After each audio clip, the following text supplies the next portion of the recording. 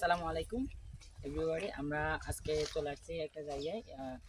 দীর্ঘদিন জানেন আমি সমাজ সেবার কাজ করি এবং গরিবদের মাঝে কিছু বস্ত্র বিতরণ অথবা খাবার বিতরণ এগুলো করে থাকি। আমাদের একটা ফাউন্ডেশন রয়েছে। সব কিছু শেষে আজকে আমরা একটা উদ্যোগ নিয়েছিলাম, কয়েকদিন হলো, আজকে এক সপ্তাহ শেষে এখন আমরা কাজ চলমান হয়েছে। এখন আমরা স্থলে মানে যে জায়গায় কাজ হবে ওই জায়গায় আপনাদেরকে দেখাবো। আমার সাথে আসুন। দেখুন, আমরা এখানে প্রথমে এখানে একটা ব্রেকেট দিয়েছি রাস্তার কাজ করার জন্য। এখানে সামনে রাস্তার কাজ চলছে এমন একটা নেম প্লেট লাগাইছি এখানে। আর হচ্ছে যে এখানে একটা লাল পতাকা আছে। তো সামনে রাস্তার কাজ হচ্ছে, দেখি কেমন রাস্তার কাজ করতেছি।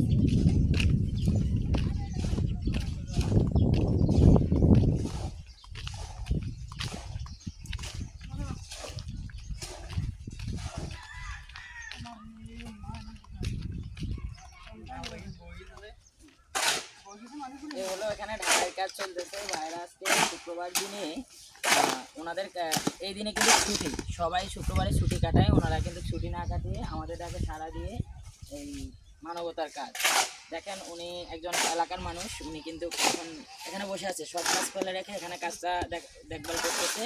কারণ এটা সবার জন্য, জনগণের জন্য কাজ করা হচ্ছে। এখানে কারো ব্যক্তিগত কোনো ইয়ে নাই, চেয়ার নাই। আজকে সামনে আসো।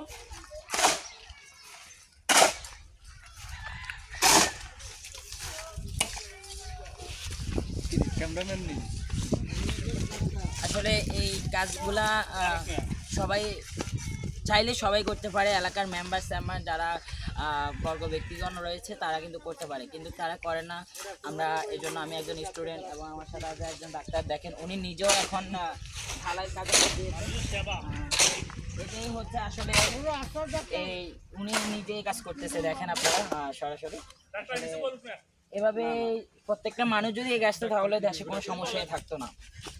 এখন সবার সফলতা এবং আমাদের সফলতা সবার এই কাজগুলোতে এগিয়ে আসার জন্য আহ্বান।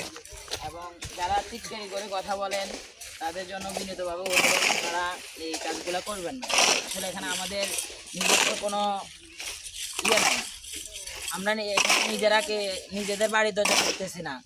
অথবা আমি কিন্তু শুধু এই কাজে নিয়োজিত যে তা না, রাস্তার কাজে বিভিন্ন মানবিক কাজ করে থাকি।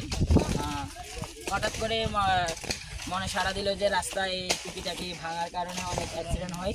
এই জন্য এখানে বড় একটা কাজ, প্রায় কত টাকার, 33,000 টাকার একটা প্রকল্প একজন স্টুডেন্ট হিসাবে। আর ওনারা যদি, এলাকার মানুষ যদি সঙ্গ না দিত, তাহলে আমরা এই কাজ